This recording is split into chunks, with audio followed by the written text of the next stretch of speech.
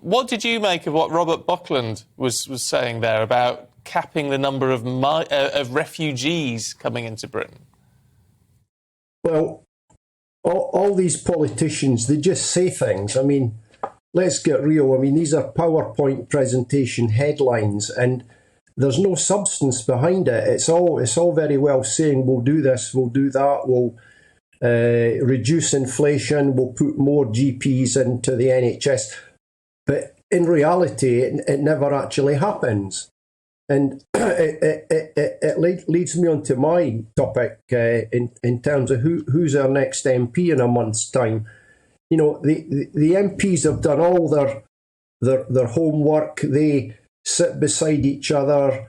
They know the ins and outs, the merits, the pros, the cons, etc. of who they want as a leader. But the final decision is down to ordinary Conservative paid-up party members, of which I'm one. And my concern is I really don't know who would get my vote, because I know very little about what these prospective candidates stand for. And the only information available to me are snippets like, you've just shown Mr. Buckland endorsing, I believe, Rishi Sunak.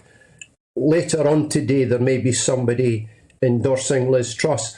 They've all got vested interest in who wins that, because they know the person.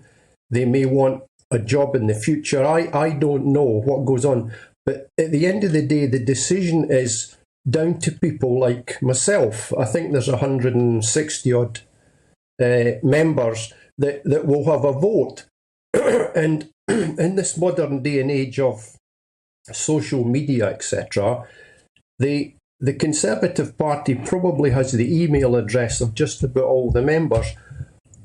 If I was wanting to be the winner, I would need to go out and sell myself. So where is the email that gives me the information that I need to decide who I want to choose? It's just not happening. And it's all very well saying, hello? Sorry? I was going to say that's really interesting that you're a paid-up Conservative Party member, you'll get a vote, and has neither candidate sent out an email to members? Absolutely nothing. The information that we get is what you as editors or what's in the newspaper. A lot of newspapers, they take a slant one way or the other. I don't like being biased by someone else. I'd like to make up my own opinion, and it costs nothing. I could probably write up a hot list. What are my priorities in the next 2 years?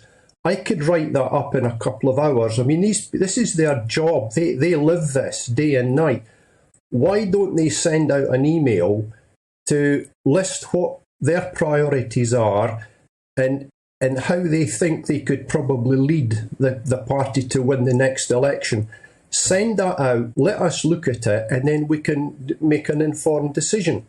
That doesn't happen. Peter, forgive me, Peter, but there's going to be hustings up and down the country. Are you going to try and get to one of those? Because that would give you some insight. Well, there's 12 hustings, I believe, dotted all over the country. I live in Milton Keynes, so my two nearest hustings, one in Birmingham and one in London.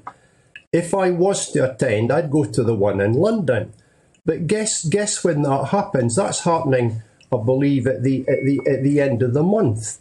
Now, I don't know when the votes need to be in by to be counted, but if it's a postal vote, there's a postal strike or a potential postal strike or delays, there's a fair chance that my vote wouldn't be received in time.